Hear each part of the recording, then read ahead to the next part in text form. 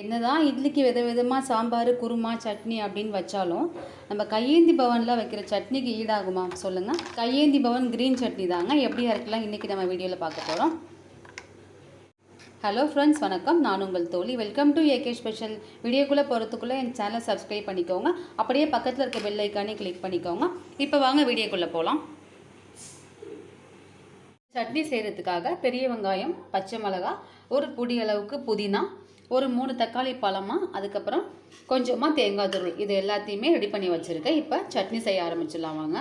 இப்போ கடாயை வச்சுக்கோங்க. கடாய் சூடானதும் வதக்கிறதுக்கு தேவையான அளவுக்கு எண்ணெய் சேர்த்துக்கோங்க. எண்ணெய் நல்லா சூடாக இருக்குங்க. இந்த எண்ணெயில் கட் பண்ணி வச்சுருக்க வெங்காயம், பச்சை மிளகாய் ரெண்டையும் ஒன்றா சேர்த்துக்கலாம். அப்படியே நல்லா இதை வதக்கி விட்டுக்கலாம்.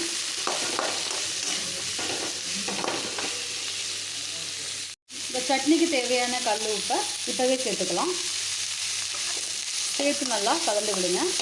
கல் உப்பு போட்டோம் அப்படின்னா வெங்காயம் சீக்கிரமாக வதங்கும்.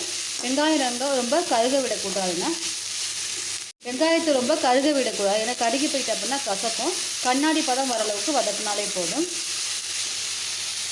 இந்த ஸ்டேஜில் நம்ம எடுத்து வச்சுருக்க புதினாவை சேர்த்து நல்லா வதக்கிக்கலாம். இது ரொம்ப டக்குன்னு செஞ்சிடலாங்க. செய்கிறதுக்கு ரொம்ப டைம்லாம் ஆகாது, வதக்கிற டைம் மட்டும் தான். வதக்க டக்குன்னு செஞ்சிடலாம். நீங்கள் இட்லிக்காக குருமா, சாம்பார், ஸோ அந்த மாதிரி எதுவும் பண்ண வேண்டாங்க. நீங்கள் இந்த சட்னி அரைச்சாலே போதும், ரொம்ப சூப்பராக இருக்கும். இந்த அளவுக்கு வதங்கினா போதுங்க. இப்போ பார்த்துக்கோங்க. இப்போ நம்ம கட் பண்ணி வச்சுருக்க தக்காளி இதோட சேர்த்துக்கலாம். இப்போ எல்லாத்தையும் சேர்த்து நல்லா கலந்து விடுங்க. தக்காளி சேர்த்து ரொம்ப வதங்க வேண்டிய அவசியம் இல்லைங்க, கொஞ்சம் லைட்டாக வதங்கினா போதும். இதோட இப்போ நம்ம தேங்காய் சேர்த்துக்கலாம். தேங்காய் நான் 1 ஸ்பூன் சேர்த்துக்கிறேன். இது ஆப்ஷனல் தாங்க, நீங்கள் தேவைப்பட்டால் சேர்த்துக்கோங்க, வேணாம் அப்படின்னா நீங்கள் ஸ்கிப் பண்ணிக்கோங்க. அவ்வளோதாங்க, போதும். இந்த அளவுக்கு வதங்கினா போதும். நீ பார்த்துக்கோங்க. ஸோ இப்போ நம்ம கேஸ் ஆஃப் பண்ணிவிட்டு நல்லா இதை ஆற வச்சிடலாம். அரைச்சி இப்போ நம்ம அதை ஜாரில் போட்டு அரைச்சி எடுத்துக்கலாம். நைஸாக அரைக்கக்கூடாதுங்க, குறைன்னு அரைக்கணும். குறைன்னு அரைச்சி எடுத்துக்கலாம்.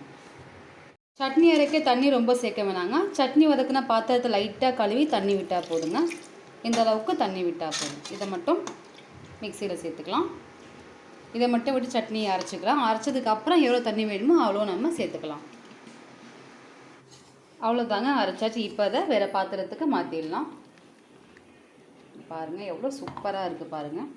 ஒரே மாதிரி தக்காளி சட்னி அந்த மாதிரி அரைச்சி போர் அடிக்காமல் இந்த மாதிரி கையேந்தி பவன் சட்னி அரைச்சி பாருங்களேன், இது சூப்பராக இருக்கும். எண்ணெய் காஞ்சதும் 1 ஸ்பூன் அளவுக்கு கடுகு சேர்த்துக்கோங்க. அதே 1 ஸ்பூன் அளவுக்கு உளுந்து சேர்த்துக்கோங்க. நான் தோல் உளுந்து சேர்த்துருக்கேன். கொஞ்சமாக கருவேப்பிலை சேர்த்துக்கோங்க. ஒரு பிஞ்ச் அளவுக்கு பெருங்காயத்தூள் சேர்த்துக்கோங்க. பெருங்காயத்தூள் சேர்த்தோம் அப்படின்னா சட்னி நல்லா வாசனையாக இருக்குங்க. அதுதாங்க இதை சட்னியோட சேர்த்துக்கலாம். நல்லா கலந்து விட்டுக்கோங்க. இங்கே பாருங்கள், டக்குன்னு கையேந்தி பவனில் சாப்பிட்ற சட்னி மாதிரி அருமையான ஒரு க்ரீன் சட்னி ரெடி ஆகிட்டுங்க. சூப்பராக இருக்குல்ல. அவங்க சும்மா 1 ஸ்பூன் 2 ஸ்பூன் தாங்க வைப்பாங்க, அதுக்கே நம்ம 4-5 இட்லி சாப்பிடுவோம். அந்தளவுக்கு சூப்பராக இருக்கும். நம்ம வீட்டில் அதே மாதிரி அரைச்சா சும்மாவாக விடுவோம். ஸோ இதே மாதிரி நீங்களும் உங்கள் வீட்டில் ட்ரை பண்ணி பாருங்கள். சட்னி டேஸ்ட்டு எப்படி இருக்குதுன்னு சொல்லிட்டு கமெண்ட்ஸில் சொல்லுங்கள். வேறொரு வீடியோவில் பார்க்கலாம். தேங்க்யூ.